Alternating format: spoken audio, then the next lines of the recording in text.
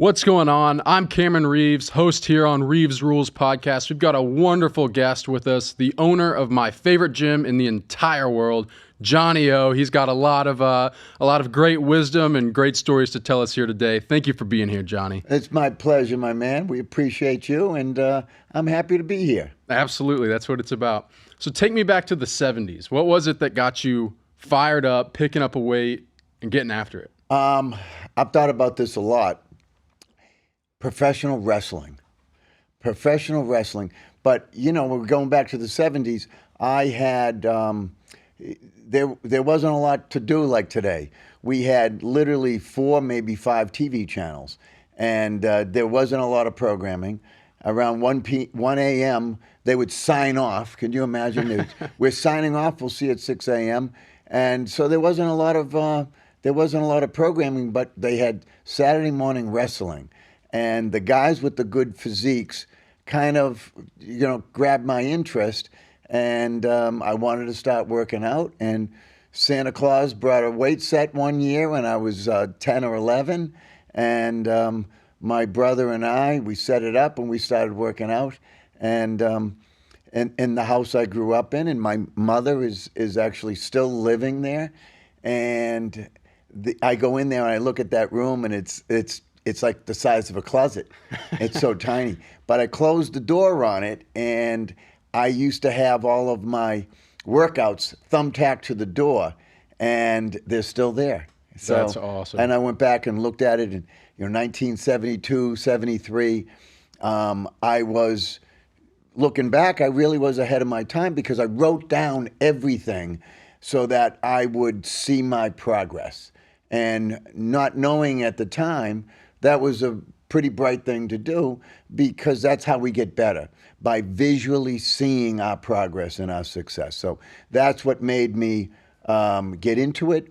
And then it quickly moved to bodybuilding and following Arnold Schwarzenegger and, knowing when the magazines were coming and going to the bookstore so that when they hit the stands, man, I was buying them and reading what I could, because there wasn't anything on TV that you see. And today, between YouTube and Instagram and everything else that's out there, you can learn so much from the internet, and we didn't have that. So we learned everything. One of the things, I got into Olympic weightlifting. I don't remember how that happened, but there weren't many gyms around.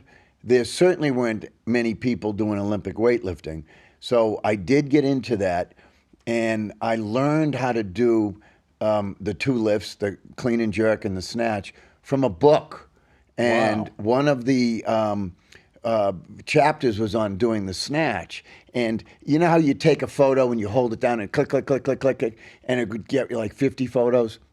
I would watch some Bulgarian weightlifter doing a snatch, and I would watch every single frame from the knee down, maybe 30 times. And then I would go waist to knee. And then I would go upper body, and I would look and look and look and look and watch. And that's how I learned. There wasn't personal trainers. There weren't any many gyms, period. No gyms offered any advice on Olympic weightlifting, but that's how I began. And I actually won a silver medal in the Junior Olympics in February of 1975. I won a Well, silver medal. congratulations. Yeah. And I still regret to this day, 50 years later, that I didn't win. So that's still in my head 50 years later. Absolutely. I can relate to that. That snatch, that's an interesting move, and it Multi-level. does absolutely, and it takes frame by frame. Yeah. Because I would find a relation to business. It's like that's such a technical move. Yeah. That you moving your elbows too soon or too late, that's going to change the whole dynamic of it. Everything. And this is what I'll tell you. There's many, many, many guys that were stronger than the person that won, that lost, and they just didn't have the technique. It's not just pure strength. There's a lot of technique involved, and the snatch is perfect. You would see guys that had it down, like that bar has to come up so close to your shins that some guys' shins would be just a constant scab. They would pull it up like that. And that's how you do it. The further away, the harder it is. Right. So many times there's a guy that could be considerably stronger than the guy that won. And they don't win because they don't know the proper technique. That totally makes sense. And that passion you had for fitness ultimately led you to opening your own gym in Boston, right? Yep. That was 1993, maybe 1993. Yeah. Yeah, that's exactly what happened. Like people that are into whatever it might be. I've got a friend that's into going to beer distributors and looking at and trying out different beers. I would go and check out different gyms. And there weren't a lot, so even a gym that you wanted to go to regularly could be a 30, 40-minute ride. And I would go to gyms and I would think, man, someday I want to own my own gym. And I had that when I was a teenager. And one of the big thrills for me came when I was 17 years old. The documentary Pumping Iron came out with Arnold Schwarzenegger. And when that came out, I bought the book, and then when the movie came out, it was really done on a very small budget. And Arnold would go from city to city, and they would do a grand opening in L.A. and Chicago and New York and Miami and Boston. And I went and bought the tickets to the Exeter Street Theater, which was a famous place. It's now torn down. And I went and watched the grand opening in Boston, the premiere of Pumping Iron, and the place was filled, and I was so excited to go. And when the movie got done, the movie house went completely dark, and then like 5 seconds later, a spotlight came, and there was Arnold. He was like 20 feet from me, and he started talking, and I was just mesmerized. And Ed Corney came out, who's on the cover of Pumping Iron, and he did a posing. So the whole place was filled. It was all big, huge guys, and it was a thrill of my life. That let me tell you, the next day I was at the gym. You were in the gym I was early. fired up, baby. I was fired up for that. And That's it's awesome. things like that get you going. But we're talking about it, 47 years later. It's a long time. And it was a good time, though. Absolutely. And that's so awesome. And I feel like having a passion in something that is so positive, it almost becomes like cyclical because you have so much passion for fitness, becoming your best self, becoming stronger, and execute these lifts so well. And that's transformed into a business where now you're just a cyclical of growing a business, growing yourself, and it's just a unlimited chain of positivity. Yeah, it is, man. And the beauty with me and my staff and the trainers and people everywhere in the fitness industry is every day you wake up, man, you have the ability to change lives and make a difference. And when you see somebody that, one guy was telling me, you ask a lot of questions to find out where you need to go with people. And this one guy was saying, when was the best shape you were ever in your life? And his response was, I've been fat since I was 9 years old. 9 years old, I've been fat. And there was never a good time. And I asked him, some of his goals and how you found me. And he said, Thanksgiving, after eating down everything, I was on social media and I saw something from you on Instagram. And I said, I need to make a change. And the guy's lost a lot of weight. He's come in. He's so focused. But it's not just one person. It's everybody in my facility. And he does classes. And when he does these classes, sometimes he's the last one doing something that's really difficult. But he's got everybody cheering him on. So it's not even just the staff. It's the people around that push these people. But when you got the privilege of waking up, and it's not just fitness people, but it's so many doctors, lawyers, so many different people that are out there. I can name a dozen more. uh, um, people that have the privilege of changing lives, it's a fulfilling thing, man. It's a good thing. Absolutely. And you've got a very special thing there because there's so many dark paths for someone to go down. But you've got something special there because you've got pro football players. I was working out next to a pro football player the other day, and then you've got a 12-year-old that's probably faster than me Yeah. running sprints. Yeah. So I mean, you're getting these young kids in there and getting them passionate about something that is positive. We had some big names in there today. We had 3 NFL guys in there. One's a former NFL guy who's in the Hall of Fame. We had a TV celebrity that does a lot of shows that he's been in for a long time. Everyone knows him. And we had a guy in there today, 7 feet tall, 345 pounds, and he's an insane. He's 345 pounds, lean. He's lean at 345. And I just look and I just shake my head. I'm like, man. But so many people came up to me and said, the vibe in here, man, is unbelievable. I'm in here. This one person said, I'm in here every day and I get it done. But today was different because here I am doing it and I'm surrounded by these people in here that are right next to me. And I'm like, man, this place, the vibe in here, you can't go light. You have to go. And that's one of the best compliments I can get because that's what I set out to do.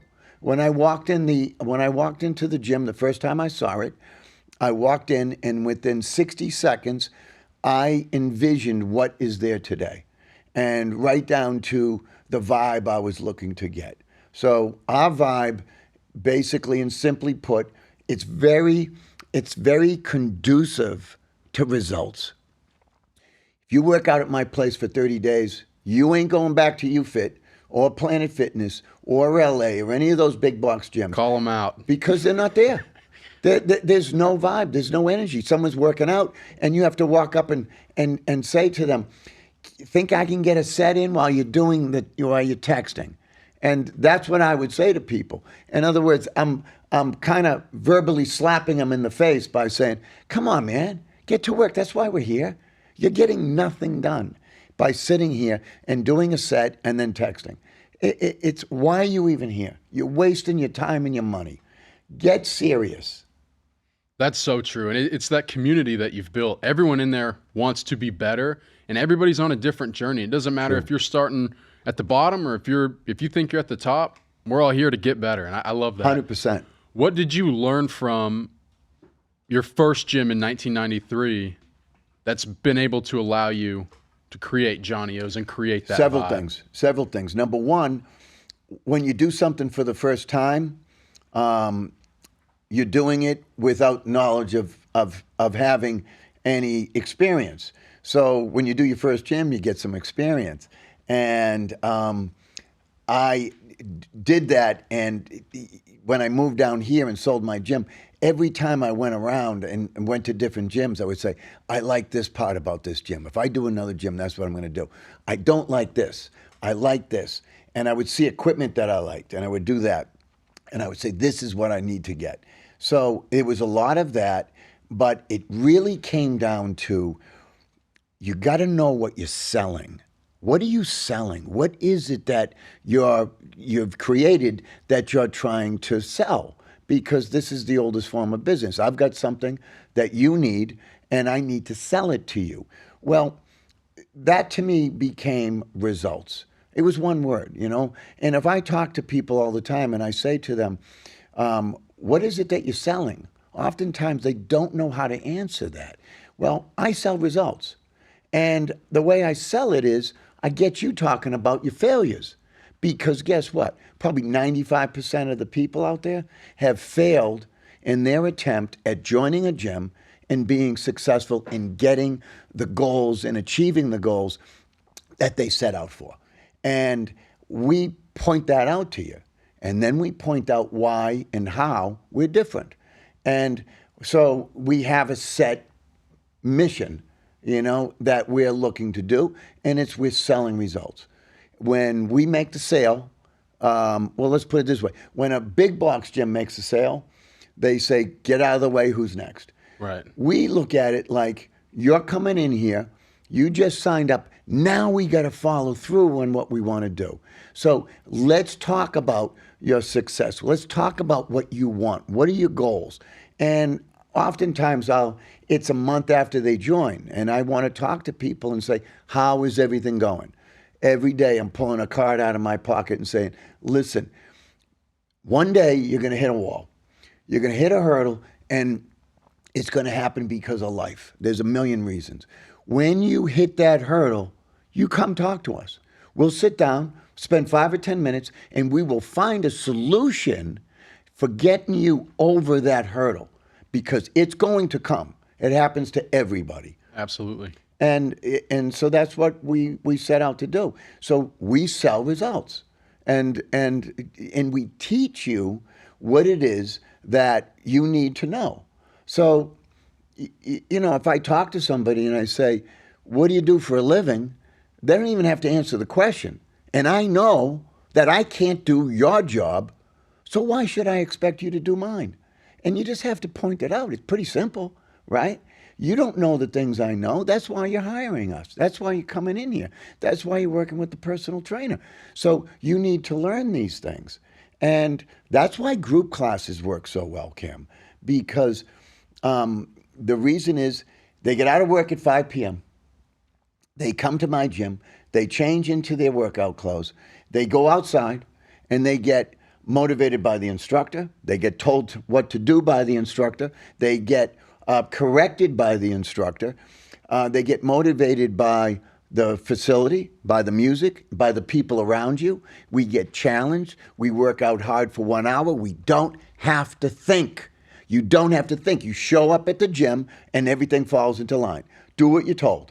And at 6:30, you're walking out the door and you feel good. You feel like you've accomplished something. And that's what we're about. Absolutely. A lot to unpack there. I so beautifully said that these other gyms, they're selling a membership.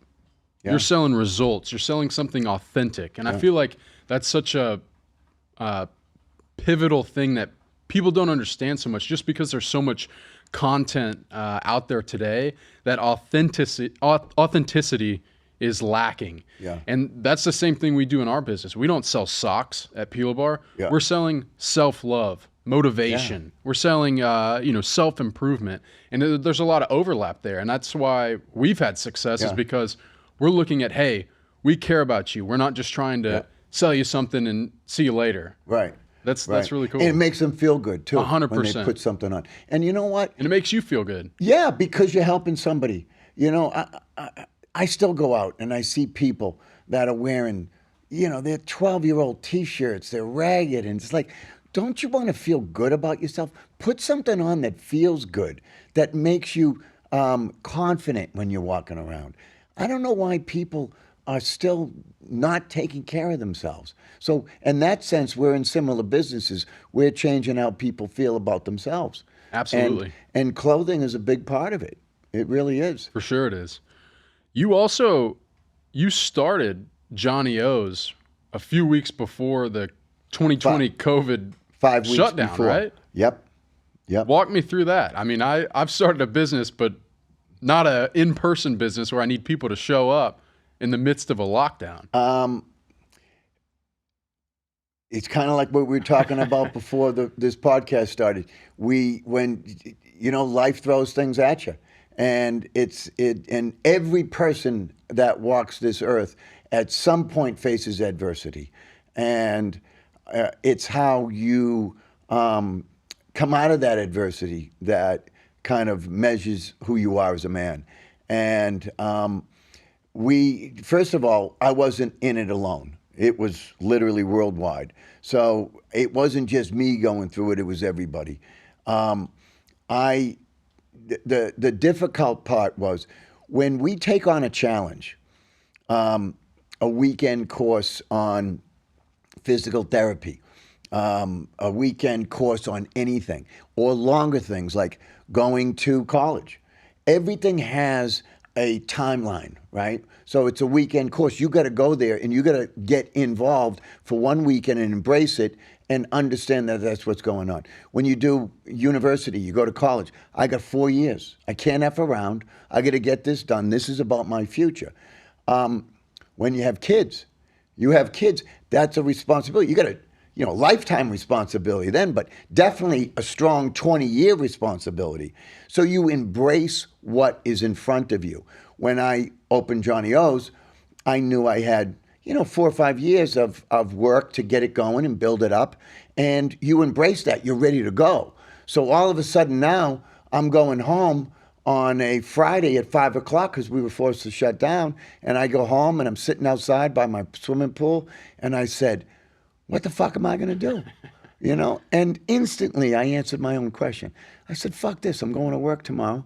I'm going in and I'm going to work out. Now, I'm not going to go in at 7 in the morning. I'll go in at, because it was a Saturday, I'll go in at 9. And I was driving in. I was just going to go work out on my own. And I said, I'm going to call a buddy of mine. And he was with the Cincinnati Bengals at the time. And I said, Carl, I'm heading to the gym. I'm going to be there from 9 to 12 if you want to come and work out. And I'll never forget his voice. Yeah, I'm on my way. He was so excited to come in. So we're off the beaten path. We're not on a main street. And most of my gym is outdoors. And within a week, I had 30 NFL guys coming. They had nowhere else to go. Wow. So we were going in and we were keeping things quiet, but we were working out and getting it done. And when I think we were closed about 5 weeks, or no, longer. We were open 5 weeks. We're closed a couple of months, 2 months, 2.5 months, something like that. And what happened was when the ban was lifted, it was lifted in Palm Beach County, not Dade or Broward. They were still closed, which meant that they were coming to me. And we had a day fare, and people would come on to pay that day rate. And I would look down on my camera from my office, and people would walk in, and I'd see them walk in the door, and they'd take their phone, and they would just go like this. Because if you haven't seen my gym, there's no fluorescent lights inside. We have a light show. We have iconic athletes hand-painted on the walls. We got music that's blasting that is motivational. It's a vibe. And everybody picked up that phone and they would just do that. So we got a lot of publicity because of the design of the gym. And we just rolled with it. We rolled with it. We made some money because of the day rates. And we got a lot of free advertising because we had some influencers coming up from Miami that wanted to work. They loved the gym, and they were coming daily, and they probably still would be, but it was 45, 50-minute drive each way, and they don't want to do that, so I don't blame them. But we just overcame it, man. It's like, the tariffs today, they're not good. They're hurting a lot of businesses. They're going to continue to do so, but the strong will survive. Absolutely, they will. Yeah, that's awesome. So you turned what most people would see as doom and gloom, the worst possible situation, into an opportunity. And it sounds like it may have ended up helping you in the end. It didn't feel like that at first, Not at I'll the tell moment, you. I just said I got to go and do it. And it got frustrating when you were unable to do what you want to do, because I was embracing 5 years. And after 5 weeks, I'm sitting on my hands. I can't do anything. Right. So that was the difficult part. I was embracing. I was ready for 5 years of hard work and going in and long hours. But when you do something that you love to do and you're passionate about it, it's not work. And you have to, it's how you look at anything in life, man. You don't quit. Yeah, you don't quit. Can't. One of my favorite coaches said, control the controllables. He'd always tell us that. Halftime, we're down by 5. Control the controllables. Really? And I think that's exactly what you did there. Is you got no control over that, but you've got control over your domain there, and you keep pushing. You don't quit. And look, a lot of gyms opened up around us. A lot. There's so many, and there's certain hurdles that we wish we didn't have, but we have to work with what we got, and it's all about. Man, the glass is half full. It ain't half empty. And let's stay positive, right? And that's all we can do. Absolutely. That's the most important thing is that Yeah, positivity. And I think that bleeds into a video I saw of you talking about your morning routine. yeah. Walk us through that. I mean, because that alone is some serious discipline. You know what, bro? It's so funny that I think people do something every day that they just do, and they never think about it. It's like walking out and getting your mail. You don't think about it, but then when you talk about it, and dozens of people will say, "Man, I can't believe all the things that you do." All of a sudden, it dawns on you. You kind of think back and you say, this is just every day for me, and this is what I do. But sometimes you have to look and say, I guess it is pretty good, because otherwise people wouldn't be talking about it so much. So my daily routine has always been getting up early. I don't sleep long. Most nights it's 4 to 5 hours every single night, and that's been my whole life. I don't require a lot of sleep, but I get up and I literally go in my backyard. There's a door that goes right out to my backyard. My pool is right there, and I dive in that pool. What time is that at? It's between 4:30 and 5 every morning, and I swim. I swim a few laps, and I go in. I do that. I come out, and I go, and I'm a coffee guy. I got a really beautiful coffee set up, and it's better than a lot of small cafes. I could promise you. And I have a double espresso, and I'm at the gym by 5:30 in the morning. And I usually stay for 2 hours. I do my workout. I talk to some members, and I come home and have a healthy breakfast. And that's my morning every single day. And that's how it's been even before the gym. So before I opened the gym, it was Monday, Wednesday, Friday, FAU track, running sprints. Some of those days the track wouldn't be open. I literally had to climb a chain link fence to go into the field to run in the dark. And climbing that fence was harder than running the sprint sometimes, bro. And then Tuesday and Thursday I would do an elliptical to go easier on my body. And then Monday through Friday I'd be back at the gym late afternoons for weight training. And that was every day. And when I was doing that track workout, it kind of spread like through. Fitness it's a small family. The world's getting smaller every day, and people would say, "Man, I hear what you're doing on the field," and they were like so amazed that I was doing it. And to me, I just got up and did it, and it was nothing, because it's something that I wanted to do, and I did it. But some of these people that would say this to me, I know what they were doing. Mm-hmm. So they were running distance. I'm running sprints. And to me, what they were doing was difficult. Not what I was doing. But they looked at me as difficult, and I was looking at them as difficult. I couldn't run 6-7 miles. I would watch these guys running 800-meter sprints, basically. And then, 60 seconds and doing it again. I'm like, I couldn't do this stuff. The cross-country people would run miles in the mornings. And they're just gazelles. They're flying out there. But there was a Navy officer that he was probably a general. He was highly decorated. And he was asked to speak at a college. And the name of his speech was, "Make Your Bed." Absolutely. And what he said is, you have to get up every morning and accomplish something, no matter how small. When you make accomplishments every day, it sets you off to have a productive day. And he said, get up and make your bed. That's the first thing that you do. That's the first win. Yeah. And I can tell you that I've never made my bed. And the reason is, when I get up at 4 something in the morning, my wife ain't getting up at 4 in the morning. So I'm not making a bed when she's in it. And then by the time I get home at 8:30, she's just getting up. So, I'm not making that bed, but I have other accomplishments that I do that I feel good about. But let me just talk about the swimming for a minute. So my son-in-law is in the pool business, and he installed this beautiful gas heater that's commercial grade, and I can get that thing up to 97, 98 degrees if I want to. And So when my grandkids would come over, get nice and hot, we go in there. But when they're not coming in, I would turn it off. And it was cold. It was January. And this is over a year ago, so last January. And I was not going in the pool as often, and because it was a little cold out. And one morning I'm on Instagram or something. I saw some guy talking, and he said, I just kind of fell out of my discipline.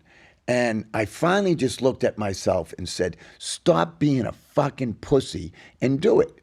And I'm sitting there thinking, man, he's right. He's right. You just have to do it. Stop making excuses for yourself. Stop negotiating with yourself. 100%. In fact, make what you do non-negotiable. And I'm like, man, this dude's right. And I started saying, that's it, I'm going in the pool. And I would walk in the pool, and step by step, I would get in there and I'd be saying, wow, this is fucking cold. So finally I said, you know what? I got to dive in. That's right. And rip that Band-Aid off. And I got that view because my son-in-law would send me videos, and my daughters were on this group chat of our grandkids. And he's teaching my grandson Benny how to dive.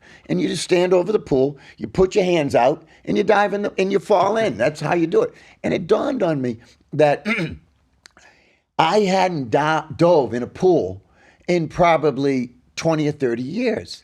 And when you stop doing things that you do regularly, they become more difficult to do. And they become something that you do less frequently. And I said, I got to dive in the pool. And I'm going to get two things covered with this. One, I'm going to dive in again, which I haven't done in years. And number two, it's going to get me in the pool faster. And I started doing it. But this year we had a bunch of mornings where I woke up and it was in the 40s. It was real cold. And I didn't have that heater on for a while. And I started noticing that I was getting anxiety about diving in the pool. So I stood back and thought about it. And what I came up with was the difficult part, hitting that water and going underneath, was 1 second, maybe 2 seconds long. That's it. It's 1 second. And I'm like, what the fuck are you getting all bent out of shape for 1 second? Stop being a pussy, dive in the fucking pool and get it done with. And I'll tell you, when you dive in a pool, when it's dark and it's 40-something degrees out, you feel it.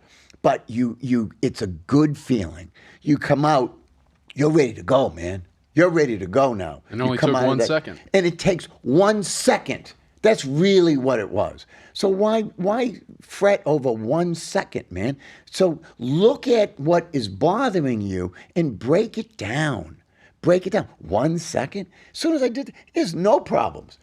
And before, I remember going to bed. I got a beautiful pergola in my backyard, and I sit out there and watch TV every night of the year. And it don't matter if it's cold or not. But I can remember those cold mornings and knowing what it was going to be like. Alexa, what's the temperature? 52. We have a low tonight of 47. I'm like, I'm going to be waking up. It's 47 degrees.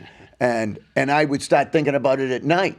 So I overcame that. And it was nothing to overcome. And I think a lot of people can overcome issues that they have once they realize how minimal they are. So true. And it's all about just starting. And it starts with those small decisions, just like you said, 1 second to jump in the pool. But that compounds.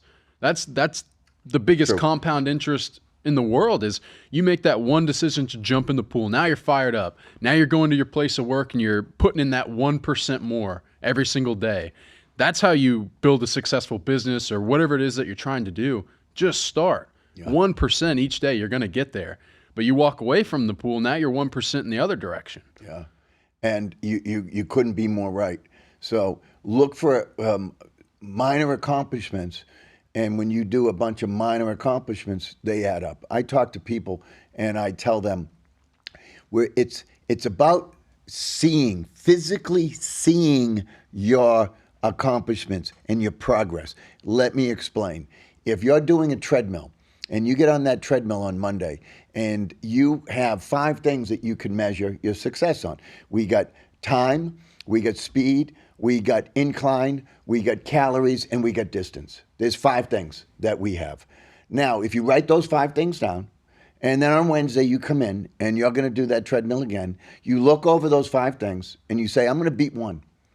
Now, 1 more calorie is progress, right? It's progress. It's minimal, but it's progress. If you beat 1 of those things, chances are you might beat 2 or 3. So if you set out to have progress and you can see it, you're going to stay into it more often. But if you don't see it and you don't know what's going on, it's going to be easier for you to quit. And that's not what we're looking to do. So we have to see our progress. And that means let's monitor what we're doing. And it's not just in the gym, it's outside the gym. Absolutely. Look, if you could be successful in the gym, and typically it takes 3 things. It takes hard work, sacrifice, and discipline. And we have a lot of athletes that come in, and oftentimes they'll come in and they'll tell me, yeah, I'm a former athlete, and they're in their 20s. And I'm like, don't be telling me you're a former athlete. You're still an athlete. You're an athlete. Every day of your life, you're going to be an athlete because you were successful enough to be in a team sport from high school to college. And even if you're not, if you're in high school only, you accomplished a feat that others didn't. What was it that did it? Hard work, sacrifice, discipline. You take those same 3 traits and you go outside in the world and you put your mind to that and you think about what made you successful, the work that you did to become captain of that lacrosse team, the volleyball team, the track team, whatever it is. If you do that, when you leave here, you'll be successful out there too. You just have to know the fucking formula. Absolutely. And I think you're onto something really smart there, that you need to be able to quantify and see those results. Because I feel like so many people fail in business because it's not like a Lego. Like when you're building a Lego, you're putting the pieces on, you see the final thing coming together. Right. You watch it. But when you're building a business, Good point. You don't see anything. No. You're putting all this effort in, Yeah. all this money, all this time, sacrifice. You're not seeing it. It's kind of like that with working out, I feel like, because you're going in every single day and you're not going to come in and now see 1 ab. You're not going to see that little bit. You've got to do that over and over. But if you can give yourself, hey, I'm going to burn 1 more calorie on that treadmill, now you can see it. But think about it. So progress is this big on Monday, on Tuesday, and Wednesday. At the end of the week, it's this big. At the end of the month, it's this big, 6 months. So it adds up, right? It takes some time. Rome wasn't built in a day. That's right. Right? So let's go at it in small bites and accomplish what we set out to do. 100%. And that's something I always tell myself is, whether it's business or fitness or whatever it is, revenue's down today. All right, well, I got to get 1% better at something today. Let's make sure we're, ahead on inventory. Let's make sure we're stretching. Yeah. Let's make sure we're eating the right things. Whatever it is, I'm getting 1% better a day, and that's going to compound over the long term. I agree. And all these things I'm talking about, you're not going to hear those from a CEO at Planet Fitness or YouFit or Lifetime. No. They don't talk like that. They really don't care about anything but how much money they're making. And in fact, if you really want the truth, and you look at YouFits and Planets and EOSs, all these $10, $12 a month gyms, you know what their mission statement is? How can we sell the most memberships possible and not have them use the gym? So let's think about that, Cam. Let's think about that. They get into a fucking board meeting and they say, how can we set this up to sell more memberships, but they don't use it? What's the psychology behind it? Psychology is $12 a month. It's a beautiful looking gym. It's colorful. There's music. There's lots of people. I'm joining up. Well, you join up and you don't come. And a month goes by, 2 months go by, 6 months go by. Bank statement comes out and you see, $12 a month just came out of Planet. And you say to yourself, well, I'm not going to quit.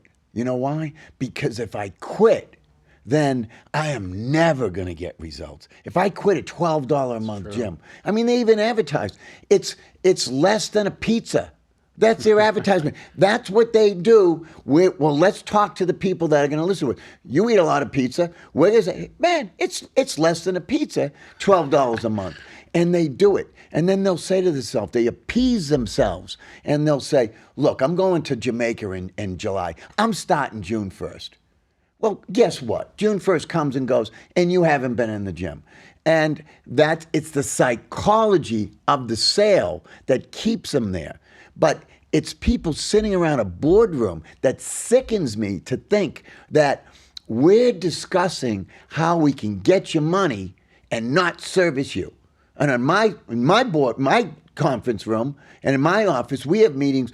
How can we get people in and help them? And help them. That's the difference. And yeah, we're a few dollars more. But you go there for 3 years and you come out and you haven't gotten anything done. No. At least you're gonna get in and you get motivated and you're gonna go to work. And if you're not, then you're probably not, our member. And that's why there's other places for you. But we don't sit, and it sickens me to know that people are trying to take your money and not give you anything in return. And I'm going to tell you, I'll tell you a story. I had dinner with one of the owners of a big chain, a big $10, $12 a month chain. And we sat down and had dinner at a casino through a mutual friend. And I asked him point blank, let me ask you about your mission statement. I just described what I said to you. It's $12 a month. The psychology behind the sales, you're not going to quit. You're going to stay on because it's so cheap. And if you do decide to quit, if you think about quitting, you say, no, I can't quit because I'll never go. I need this. Sometime I'm going to use this. And he said, that's exactly correct. Well, later in that dinner, the guy that brought us together, his girlfriend showed up and they were going to meet and have some drinks, and she brought a friend over. And he introduced us to the girl. And she said, this is Rick, and he owns such and such fitness center. I'm not even going to embarrass him to say the name. And she says, oh my God, really? I'm a member at one of your gyms. And this is like January. And she goes, well, I've been a member since July, and I think I've been twice. And he looked at me and he said, that's the person we're looking for. Wow. Imagine that. That's what he said. And I'm sitting there thinking, I want to change lives, man. I want to give my knowledge to people that don't have it and show them that they can make it. And he was thinking the opposite. I can't imagine thinking like that. It never could cross my mind. Yeah, that's no good. That's like they're tricking them to want to do the good things, want to better themselves, but they're not actually there to do it. Bro, they'll sell 7,000 memberships. They couldn't even at fit half of the $12 people. a piece. Half of them. If a quarter of them went to the gym, they'd be closed down by the fire marshal. They don't come. They don't want you to come. They don't. That's what they think about. And it's amazing how some people think. Yeah. What, if you could go back to the 70s, what would you tell your younger self, and what would it be? What would be a one piece of advice? Wake the fuck up. Don't think you know everything, and start surrounding yourself with quality people that you can learn by. Okay? And, I enjoyed having fun. I still do, but there's a time and place, to have fun, and there's a time and place to get to work and get things done. And I wish I was more serious with it. I was always been serious about this, but I wasn't serious. I look back and I wish that I could have a lot of those hours back. That old song, I wish, if I could come back, I would like to know what I know now, and that would make for a really good life. But it doesn't happen. You got to go down. You got to get down the road and make your mistakes and hopefully learn by them. No, we're all on our own journeys, and that makes me feel good to hear, because I'm kind of in the opposite, where I've cut all the stuff out that I don't find to be valuable. I get up at 5:30, I hit the gym, and then I'm working. Yep. And I work on this business that my fiance and I have started until I can't work anymore. Sometimes on the weekends, I see what my, friends and peers and people my age are doing. I'm like, man, am I missing out? Like, I'm not gonna be able to do this stuff when I'm 10 years. I'm not gonna be able to do that. A spaceship takes off, And as it goes into orbit, it starts to shed different parts of the spaceship that it doesn't need anymore. Amen. And it won't reach its journey and its destination unless it sheds those parts. But if you can shed the parts that you're growing up with that are holding you back, you're going to hit that journey. But if you don't, you might never make that journey. So you got to realize what is better and what is good for us to get better and to make something of ourselves. And I wish I did that a little bit sooner. That's a beautiful analogy. You got to trim the fat off. I Yeah. like that. I like that. Would you have any different advice for a young entrepreneur looking to start a business just like you did with Johnny O's? I mean, to be honest with you, when I think of opening my first gym, we were advertising in the phone book, bro. The phone book. And, people don't even know what a phone book is today. Everybody used the phone book back then. It was a good spot to advertise. Radio was a good. And today, to me, because I grew up then, when I look at today, it seems pretty easy in a sense. 100%. Social media, man, it's free. And I would say my advice is do your homework and emulate successful people, but never sacrifice your integrity for a dollar. 100%. Never. I get phone calls and texts all the time of people I graduated with. Hey, let's jump on a call. I want to learn how you started your business. How'd you start your business with your fiance? Let's plan a call. I said, you let me know when. They never get back to me, but they always talk about how hard it is. Yeah. I say, dude, it's the easiest time ever to Really? start a business. I feel that I'm 25 years old. I don't know what it was like to be alive back then, but I'm telling you, there are so many resources. You want to learn something? Look it up. You got AI. You got all this crazy stuff. Just learn. If you actually want to do something, you have the opportunities to do it. You just got to start. You got to jump in the pool.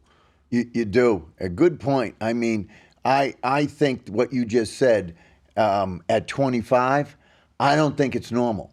I think that, and you don't want to be normal, by the way, so it's a compliment. But I don't think it's normal. I don't think many 25-year-olds think like that, in my opinion, because they haven't got it yet.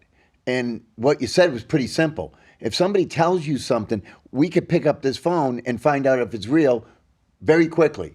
And it doesn't happen. A lot of people they want to believe what they hear, and that's it. I'm not that way. I want to find out the truth. Absolutely. And it's so interesting to do that. So you've got abilities and tools in front of us today that we didn't have before. So it is a good time to be able to do something. Of course it is. After 6 decades in the fitness industry, how do you define success, and where does happiness come into that? All right. So for me, I'm 65. Man, I got 40 years on you.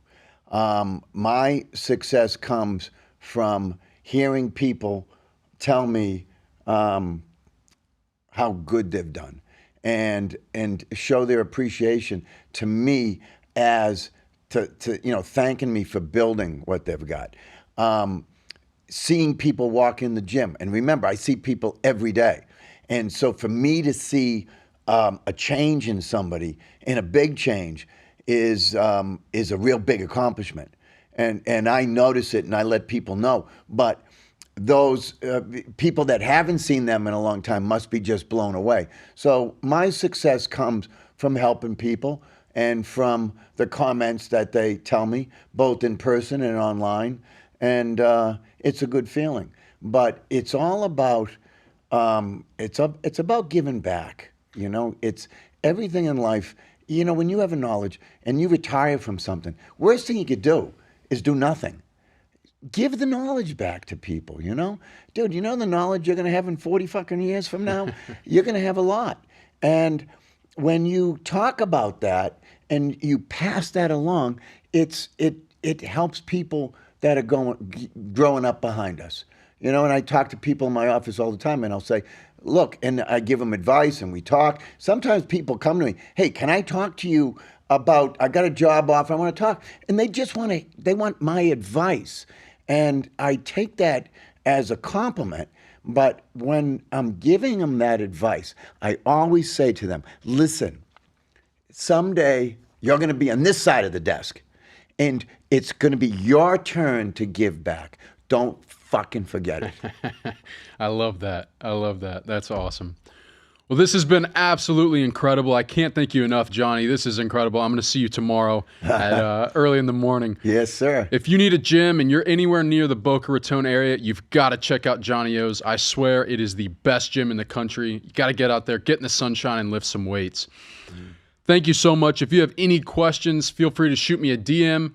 We'll be dropping weekly episodes, and I just appreciate your time. Johnny, if you want to give a shout out to the gym or anything, you just did a great one. You know what? Come in as my guest, try it out, and then after you've tried it out a day or two, ask yourself one question: do you think that this place will put you in the position to give you the results you want? And if you say yes, then come and join us.